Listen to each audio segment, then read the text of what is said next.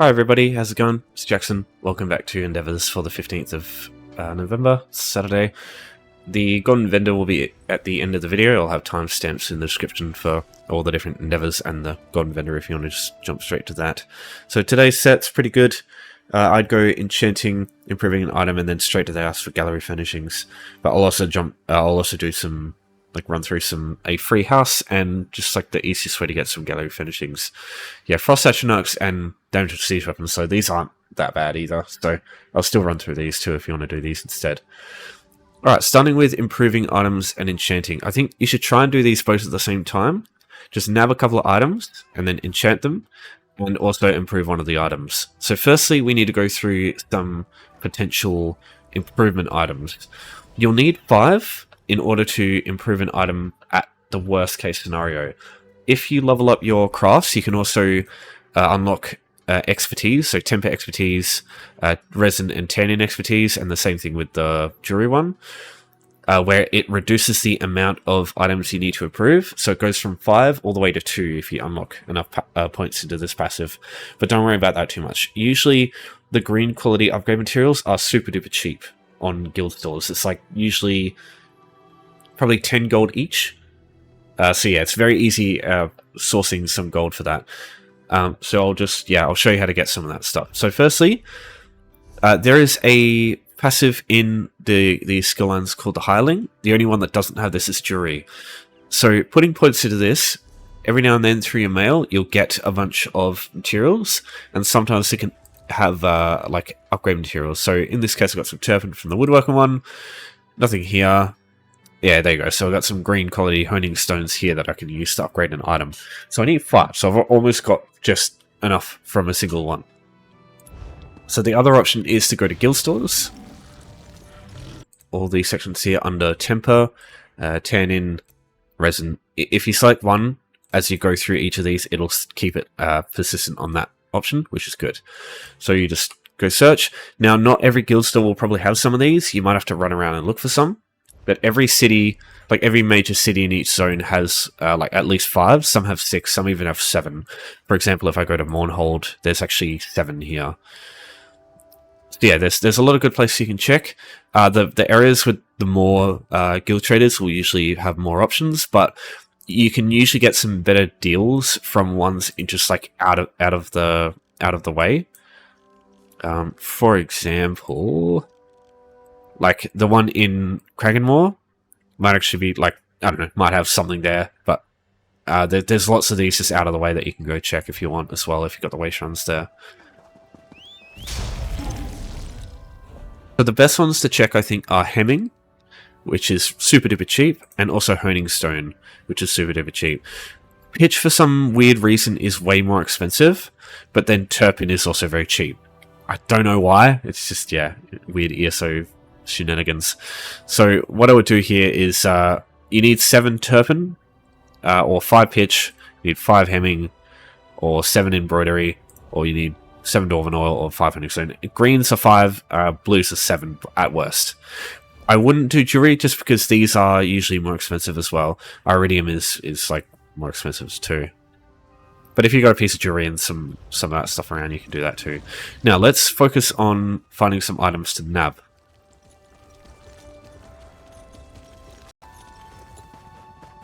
So you can steal your items. Oridon in Vocal Guard, for example, with this Waishon that you've unlocked by default, and the housing option, there's like a free house you can get from here too, so it's just lots of convenience here, and you can also just get your enchanter too to enchant your item. But the only issue here is everything here is stolen. So if you get spotted stealing it, it'll get a bounty, and it might cause issues. Like if you want to do, I mean, most of these options here probably not going to be visiting places where you'll have guards anyway. So yeah, like even with these two, like you can just sneak around them and come in here because guards won't chase you inside buildings. So there's some woodworking items up top, but as I said, pitch is not the greatest thing to use. So there's woodworking items if you want those. There's also some blacksmithing, like metal items in here that you can grab off these weapon racks here. If you head inside Aegis of Oriel, you'll also find some light or medium armor stuff, you just have to make sure these people are looking away when you check it. So when he's over here, you can just hide in this corner, usually, and just grab one of these items and use that. You can also just craft a couple of items to upgrade, and also just enchant. But do keep in mind, if you do craft like a level 1 item on a max level character, you might not be able to get glyphs easily to enchant over.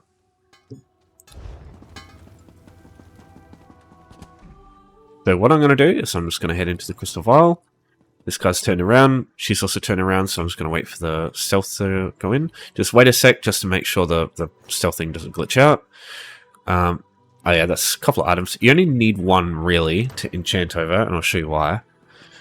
So yeah, we'll just grab that, and then we'll go over here. We'll upgrade our item with our upgrade material. Let's use this one. There we go, that's upgraded. Now we'll go to the enchanter, and we'll buy a pair of glyphs to enchant over. Now you can get glyphs other ways. If you do things like dungeons, kill enemies, do dolmens, you'll get glyphs too. But it's like, some of them might not be, like you might get a jewelry glyph, and trying to source a piece of jewelry to enchant on sometimes can be a pain in the ass. Whereas this option here, you just buy them straight from a enchanter, you buy the exact ones you want. It's just less work. You can also obviously just craft them.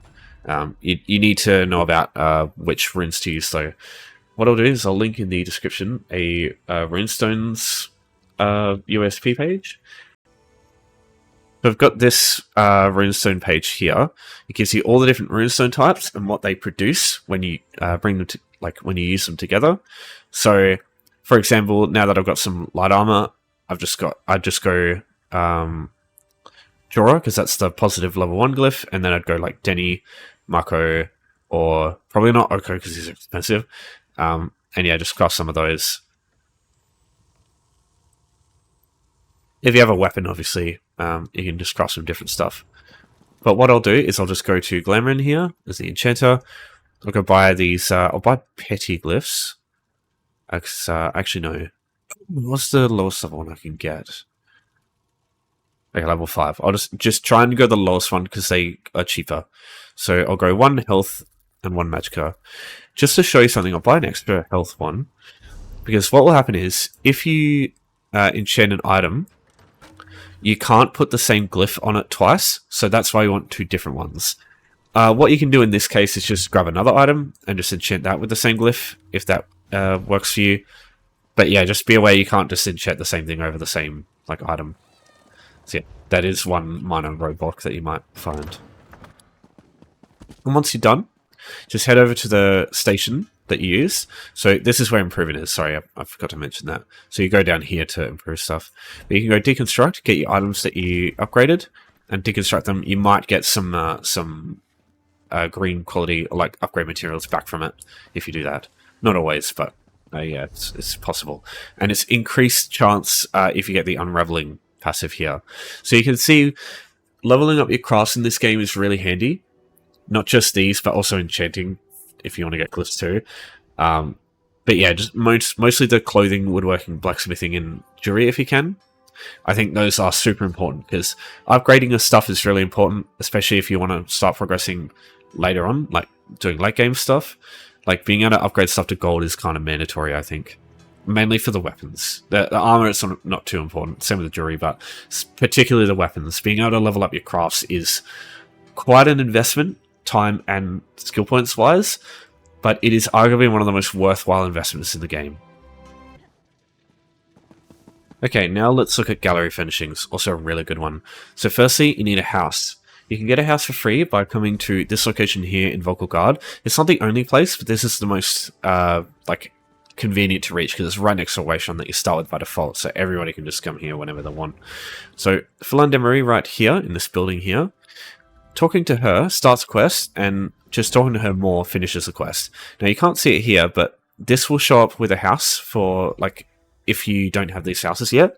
And the house you get depends on your alliance. So Ordinary Dominion will get a different one to Ebonheart Pact and stuff. So what I suggest you do is create 3 characters, 1 from each alliance, do this quest on each of them just to get those houses, because they're convenient. Like this one here, you can travel directly here from anywhere outside of PvP zones and use it as essentially a emergency wayshrine.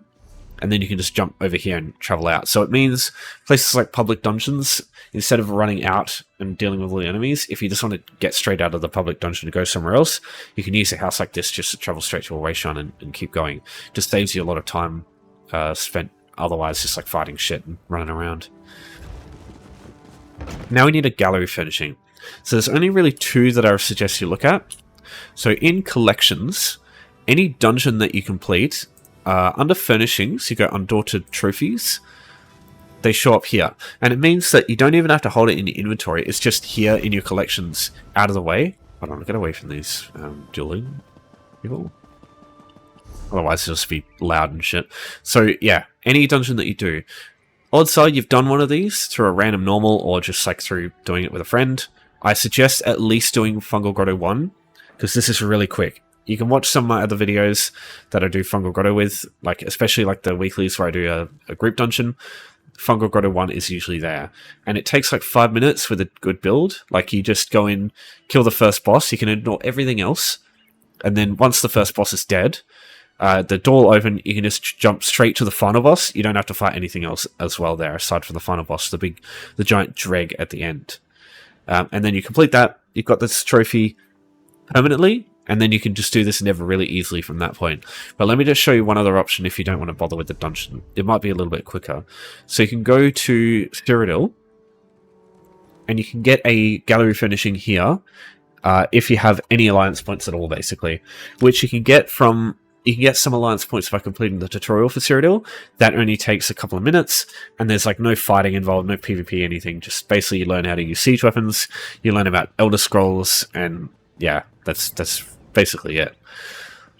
And yeah, you get like 9,000 alliance points or some shit if you do the actual tutorial. You can skip it and get less, but I don't suggest doing that for your first go. Alright, so what we want to do is locate... each of the alliances at their gates have they've got like a tavern. I believe, oh, it's not there. Where's their one? Oh, it's here, sorry. Warriors Rest for Ebonheart Pact at the southern gate. For Olmero Dominion, it's, yeah, this one here, the western gate, and it's Victory Tavern. So you're looking for the achievement furnisher. So Rozika, for example, here. Open this menu up. Oh, sorry, no. Lozatusk, the achievement furnisher. This one, sorry. This pendant here, just basically starting Alliance War and starting the tutorial, basically, you'll be able to buy one of these. And it's 200 Alliance points. That's absolutely nothing. And this is a gallery furnishing too, so you can use this as well. Just if you don't want to bother with a dungeon today. But I do suggest that, as as I said, the trophies, they don't take up inventory space, so you don't have to worry about that shit. So that's what a penance is, the thing that we were about to buy there. That's all it is. Alright, so now let's just head to our house real quick. So from any Wayshrine, you can travel straight to your houses. Either through just left-click traveling inside, or if you have it set to a hotkey through Home Tours... Oh, not Home Tours, so Go Home. There's an add-on called Go Home. And you can set hotkeys to your other houses too, which is really handy sometimes. Okay, so this is one of the houses you get for free. So what I'll do here is I'll just place the Undaunted trophy here that I got from Fungal Grotto 1. So they show up when you open the housing menu, go to browse items. You'll be placed into the place menu here, and under gallery you're finding all the items you want to use. So I'll just place this Ice Heart trophy on the wall here. Oh. Okay, well, never mind. Hold on. I'll just put this away for a sec. And then I'll just place this on the floor, on the wall. Now, if you want to do this as quick as possible, because left-click spamming to pick it up and place it doesn't work, what I suggest you do is at the bottom left, you'll see a hotkey for undo. You just hit that. And then you hit the hotkey for redo. So that'll place it back on the ground as well. So that just skips the other way, because naturally you just have to pick it up, put it back in the inventory, and then do it again. You could also just go to your inventory and just place another one. But if you have a small house like this, you won't be able to place two. So that just alleviates that issue. So yeah. Now, if you want to do this again quickly, just head into your house that you've got your furnishing on the floor, on the wall, sorry. Pick it up, put it away, and then do the opposite. So undo, redo, undo. And that will do the same thing. Yeah, I'll just put that away, because otherwise I won't be able to have my storage option on the floor. Yeah, what I would advise you do is, again, if you're going to play this game long term, get yourself a small house. You don't need anything bigger than like the small ones.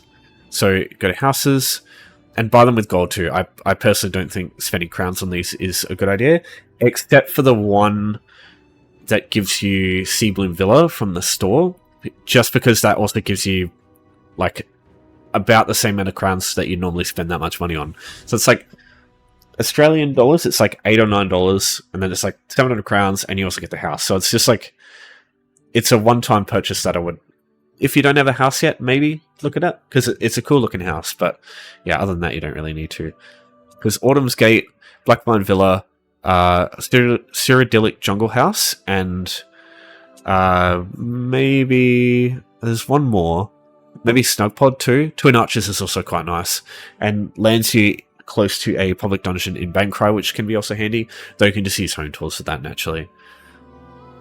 So yeah, any of these options here is good, because yeah, these are all Captain Margot might be a little bit more too expensive. Same with Autumn's Gate. Buy these with gold, because it's only like, I'm pretty sure these are all like 100,000 gold, and considering that in the daily rewards soon you're going to get 100,000 gold, maybe spend that on a house if you don't have one yet, because yeah, having a small house to use for various things is really, really handy to have, because you can just put all your different furnishings in the house, and then when the endeavor comes up for that specific furnishing, you can just go and grab that furnishing, put it away, undo, redo, undo, and then leave and just go about your day, and it's just very convenient and easy to do. Alright, moving on.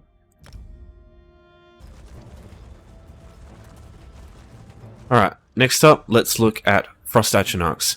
So realistically, there's only two places I suggest you do this.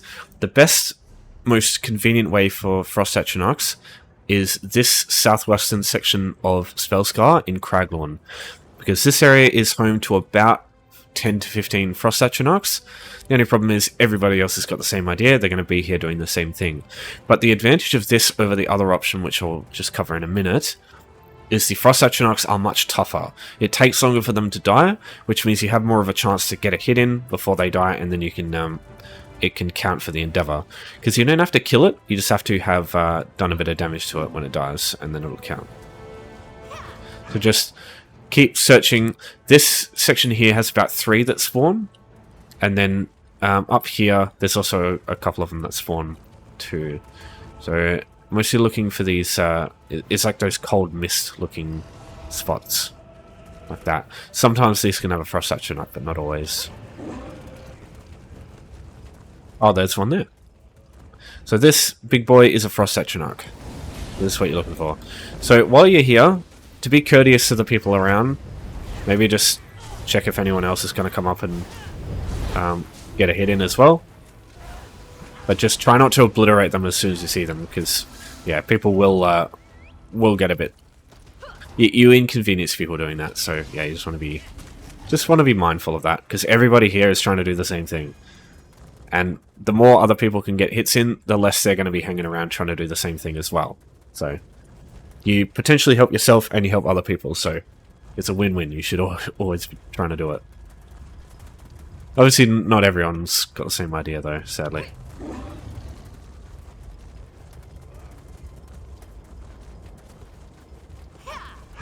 Yeah, if the whole place is clear, just basically, I think the best option is just chill here, because the most amount of Atronachs will spawn in this area here. So if you go out and kill one, you might come back here after they've just killed 3, and yeah, it might be a bit of an inconvenience for you. So if you want to use this option and you don't have any wave runs nearby to get here, you can, oh, there's another one. You can use home tours to get here for the first time really easily. So in the description, I've got 2 videos. I've got one for getting some gold if you want to buy some upgrade materials. Sorry, I should have mentioned that earlier. Also for the glyphs, because yeah, just a couple of 100 gold, that'll be all you need today, and it'll get everything for you.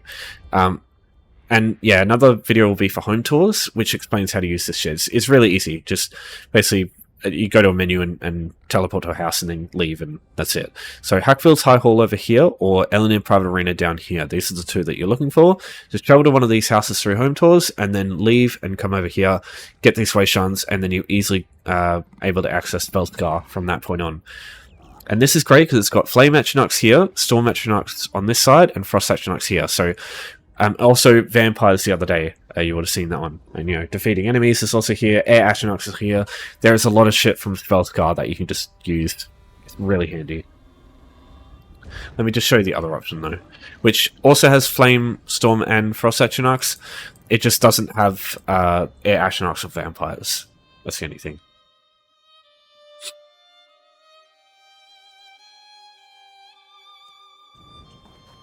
It's also kind of more of a pain in the ass to get to, because you do have to travel further, and there's like verticality in the way too. So basically head to the village in Willow Grove, and then up here, I guess there's woodland creatures here too, but there's not that many. So yeah, this is the area that you're looking for. So you got the Frost Atronachs here, for example. The only issue with these is, if this place is busy, the Frost Atronachs die much quicker. Much quicker. So if there's a lot of other people attacking the same Atronach, you got less of a window of opportunity to attack it before it's just fucking obliterated. But again, just wait around, make sure other people, like, just check if other people want to kill it too. But yeah, if there's no one around, just kill it at your leisure. Yeah, again, just be mindful of other people trying to do the same thing. Get that one as well.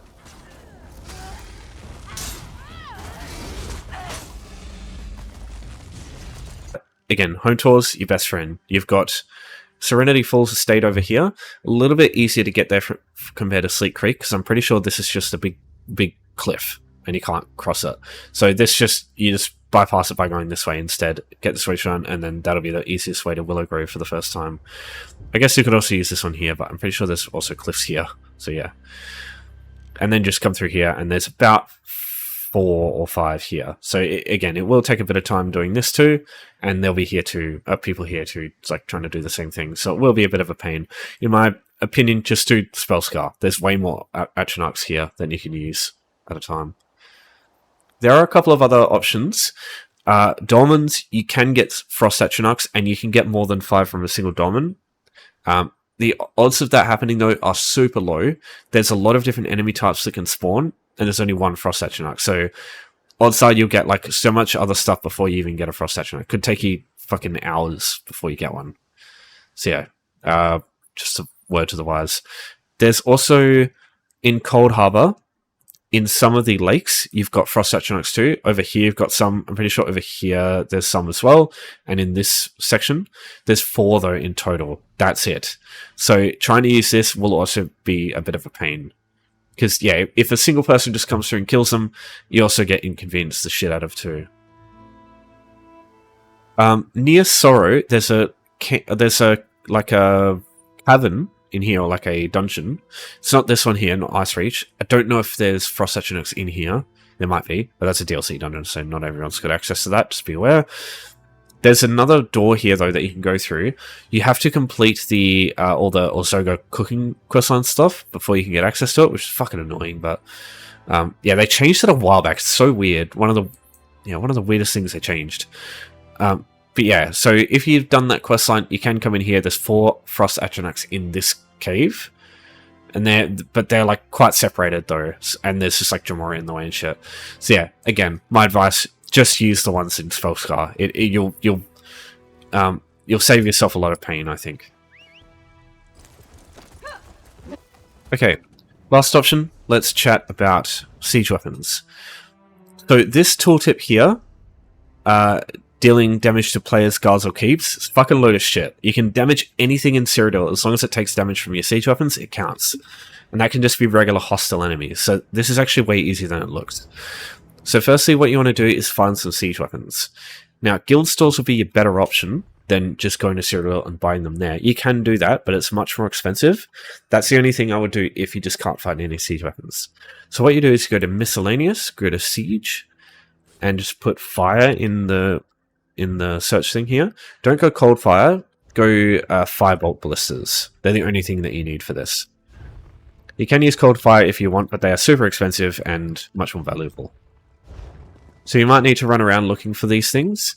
And there's one more issue, that this word here has an impact. I wouldn't actually be able to use this ballista on this character, because my character is actually Dominion. So the second word, Dominion, Pact, or Covenant, that is what you're looking for. So I can only use Dominion kind of like siege weapons. So what I'll advise you do here is open up Tamriel Trade Center, the website. I'll link this in the description if you want to have a look at it yourself. And you just type, we'll go EU, so that's where we're on right now. I'll go Dominion Firebolt, and then it'll come up with Ballista. Just search. Yep, continue with that, whatever. And you can see here, there's some that are super duper cheap that you can just buy from Eleanor. So if I go check there, they might still be there. I don't know though. So Eleanor there. Some of these might not have a, like, most of these do have a Wayshrine. Eleanor's just an exception. You might have to, you start with this Wayshrine with Somerset. So what you could do instead is just use these Home Tours houses here to get here for the first time. If you're looking in this area here. So they're still here. So that's good. So what I would do is I'd just buy these. Now, if you can't find anything, you could also just use Firebolt Trebuchets. There's nothing wrong with doing that. They're the same thing. Anything with fire in it is fine, I think. And oil catapults are good too, because I think they do damage over time as well. Now, once you've sourced some siege weapons, or if you just want to buy them from PvP, let me show you what you can do. So what we want to do is go to the campaign where we're doing okay, because it's easier if your faction's doing fine.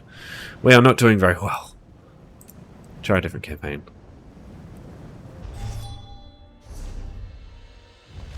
Okay, that's fine. So all that matters to me is these gates are closed. That happens if these keeps are under your faction's control. That's why I say as long as you're doing like slightly well, that's fine. So each gate also has these siege merchants here. These are where you get your faction's ballistas. So you can buy them for 750 gold though. That's why I suggest buying them from guild stores if you can, because it's much cheaper that way. Yeah, either way, once you've got your siege weapons, you can start this off. Now, what you want to do is go to your quick slots, find your ballistas, and just set them to one of your quick slot bars here. So that way you can just activate it and put it down when you're ready. So there's 3 places we want to take a look at. There's lots of them all over the map here, these question mark icons. So you can go to any of these and that's fine. But these ones are behind the gates, which means enemy players can't actually come in here and get in the way. The odds of you finding a player in these locations quite low, but it is possible. So yeah, this just completely severs that issue entirely, as long as these gates are closed. So what I'm going to do is I'm going to travel over here to this Volendrung spawn location. In Daggerfall Covenant, it's over here, and on the Pact side, it's over here. So it's the same thing, you just go to your gates and just travel straight there, so long as the... I mean, even if the gates are open, the odds of players being over in these locations is still pretty low. But again, it's just being sure of it is good.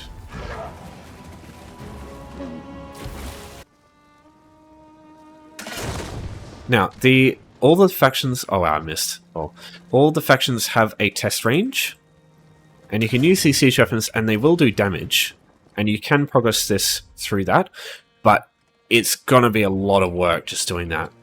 And I'm pretty sure, unless they fix it, the Scattershot Catapult doesn't actually work for this. Yeah, even though it hits the most targets, it doesn't count. I don't know why, but yeah, don't use the Scattershot Catapult for that. Just don't use that entirely, because it just takes way too long. Using your regular siege weapons is much faster. So I'm just going to go over to this area here. And what you want to do is you want to find a location that the enemies in this area can't reach, because what will happen is when they can't reach you, they'll reset and they'll get all their health back, which is kind of important. Because they don't have much health. A single hit will almost kill them. And for other people, to make it easy for them to do this too if they want to at the same time, you just want to keep them alive. That's the only thing. Right, so I'm just going to check this up here. All 3 of the factions have this option. They've got like a elevated part that the enemies can't get to. You just have to be a bit creative. So what I'm going to do is I'm just going to shoot this over here, and it should hit some of them, and that should be enough damage to just get it done straight away. Boom, that's it. Single shot, that's all it takes. If you hit one, you'll need to do a second shot, and that's why you want to be up here, because see how they can't actually reach me here? If I jump down there, they'll be able to reach me. And they'll try and come up to me and attack me, and that's why you want to just let them reset like that. Because now, if I just chill here, especially if I've got cloak, because I can just go invisible, and then they'll reset quicker. What will happen is, when they reset, they get all their health back. So it means that you're just, you can just redo it. So you can shoot them again if you didn't get enough the first time without killing them, preventing other people from being able to do the same thing. So just trying to be courteous, that's all. I know not everyone's going to be that way, but you know, I need to set a good precedent, right? Now, if you want, if there's a resource at one of your keeps, you can do the same thing. That's probably quicker to reach than one of these, but this is the surefire option here. It's basically always going to be available to you. Whereas sometimes getting to an enemy resource can be a pain in the ass. Like, naturally, you just have to go, like, all the way out here, you know? And then one last thing, if you end up doing it and then you want to leave, for example, if you're out at some enemy resource and you don't want to bother walking all the way back, there is a way to just, like, shortcut back to Overland. So if you go to Imperial City, queue for that instead, it will take you from where you are into a safe zone, and the exit back to Overland is literally, like, right next to you. So you get ported here, you just turn around, look for this tunnel, and this takes you back to Overland. So it'll just take me straight to Somerset. And there we go. Straight out of Cyrodiil, all done. Okay, so let's take a look at the Gone Vendor now. We've got Kargaeda, and we've got Nazaray. So these are both late, like, DLC options. So yeah, if you don't have the DLCs for these, it can be potentially nice to get it. Nazaray is great. With Kargaeda, it's still pretty good, I think, but it's just, I don't think it's used in any, like, meta setups, so you should absolutely prioritize it, but it's still an interesting and very, like, still a good supportive set that you might be able to make use of. So basically, heavy attack, and it doesn't have to be a full heavy attack, it can be like one of those half ones, like you just charge it up a bit and then throw it out, and it can still apply it. Or like the half charging, like a lightning staff or resto heavy attack, it still applies there. It creates like a big AoE that expands more and more as it goes, lasts 8 seconds, and it deals a little bit of damage through shock and physical. It's not much, nothing to write home about compared to some other damage deal sets that you can especially use through heavy attacks and stuff. But the reduced cost is the main thing here. So that's it's pretty sizable, those cost reductions. And the circle does travel quite slowly, but it's just, obviously there's some issues there. Like if you're stacked up and then you throw it out, odds are it might just go straight towards the area that the tanks are in, which I suppose is still good. Yeah, like maybe as a healer, if you don't have something else like one of the other sets like Nazaray, you could use this. But in a time like today, I'd still just prioritize the Nazaray. Because it's every 20 seconds, so it lasts like, it's got like 50% uptime. But it's still just like, there's not many sets that do something like this. And the circle is like, it does get huge at the end of it, so it is something that you could potentially try and make use of. Definitely seems fun to try out. Some of these sets here are, like in this list here, actually sound kind of fun. Nazaray though, this is arguably one of the best sets in the game. You pair this with something like Warhorn, which has major force, and you basically just make Warhorn last longer, essentially. That's the gist of it. So really, really strong, and just like sort of optimizes group builds so that you can just, what this means is you can essentially run less Warhorns and more of something else to get other buffs that are like, could potentially open up extra damage, or like, or you know, in this case maybe something like you could use Kargaeda because you don't need to use something else with it. So yeah, I don't know. But yeah, basically just extends buffs when you use ultimates, which is really, really strong. Okay, now onto the jury. Automaton. This is an old classic set, just buffs your physical and bleed damage. It's not great, mainly because of the max stamina 3-piece. The crit chance and weapon and spell damage, they tend to be better 2 to 4-piece bonuses. And the weapon and spell damage isn't that great anymore, when you compare it to things like Order's Wrath, which just increases your crit and crit damage, and that's just easier to obtain. So spending 200,000 gold on this, especially since it's a base game set, really, I don't feel like it's worth doing, because there's just so many other sets out there that are just better and like have greater priority for you to just buy gold of. The only thing is, or most of these sets, I think, all 4 of the jury today, their quality actually impacts the 5-piece directly. So that is something, I suppose. But Automaton, it's very easy to get, and like from a base game dungeon. And yeah, if you want to prioritize like gold stuff, I would personally just focus on some other sets. Like Riptide from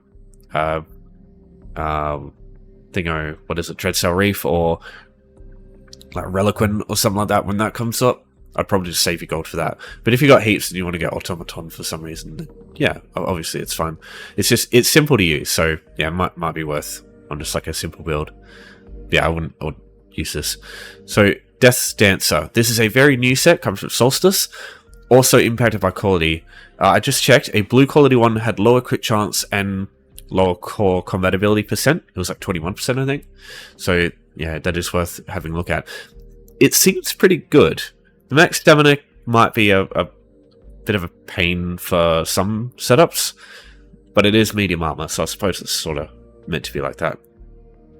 If you're not familiar, core combat abilities means block, roll dodge, break free, and I think sneak, which isn't really super important because you're not really worried about like damage or just like combat when you're sneaking most of the time. So yeah, just mainly roll dodge, break free, and blocking. They're the main things.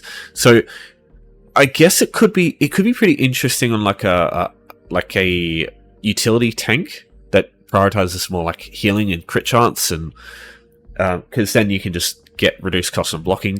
That being said, diminishing returns can happen with stuff like that, which is probably going to happen when you're running medium armor anyway, because there's a passive there that reduces your costs there. And those things sort of, as far as I'm aware, that the more of that you stack on, the worse it gets. But that is a lot of critical chance. So it does seem really good, considering especially that you can just buy it and just stack up a set of it. But just core combat abilities, I honestly feel like I just run Order's Wrath and just get some more sustain in other places, because in most cases, I feel like you use way more of your resources using your actual like abilities, not your actual like roll dodging and all that, just the actual skills to deal damage and get healing and stuff, than you do your core combat abilities. But I don't know, maybe I guess it could work in this case with like Morihau, because that does incentivize roll dodging. So I suppose it could be interesting with something like that. But you're only going to buy one of these today anyway, so I suppose it's kind of a weird bit. But yeah, this is it seems pretty good. Definitely one of the sets out there that's like, it doesn't seem just awful. But then again, I just core combat ability seems not that great. I do wonder, it might be also an interesting combination with, is it Way of the Arena? No, hold on, I gotta find it.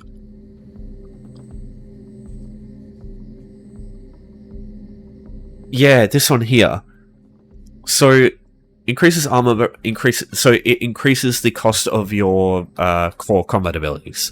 So these two together might be pretty interesting, because you get shit tons of armor and you get shit tons of crit chance, basically. Like two good buffs to have in PvP. I don't know how well it'd go, but I think this would be a fun thing to try out. So yeah, just something to consider there. Okay, Icy Conjurer. So basically, a minor debuff, which is an interesting way to apply it. Though that is like a lot of stuff will apply that essentially. It's basically a Ice Pillar of Nirn that is just slightly less effective, because Maximum Magicka and Offensive Pen, those are a little less valuable than weapon and spell damage and crit. But it's just, it comes from a very advanced dungeon. Is it Frost? Yeah, Frost Vault. So if you don't have that dungeon, might be interesting to get this, but at the same time, you do need to do the dungeon anyway to get the rest of the set if you want the 5-piece. So yeah, just I really don't feel like that's worth spending gold on. If because it's not meta, so I wouldn't just gold this out either anyway. So I wouldn't bother with this. But it is for Wardens. It's interesting because you can just pair it with like other frost sets, like Winterborn, if you can be bothered farming that set from Maelstrom.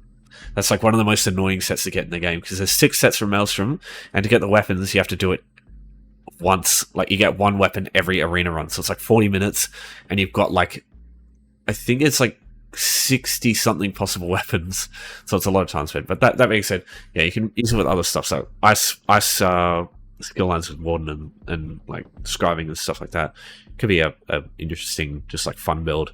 But I wouldn't rely on this for like any sort of meta. Alright, now Morihau is the same essentially. It's not what I mean by that is it's not the best thing in the game, but it's another interesting fun set that in PvP this thing is a fucking menace.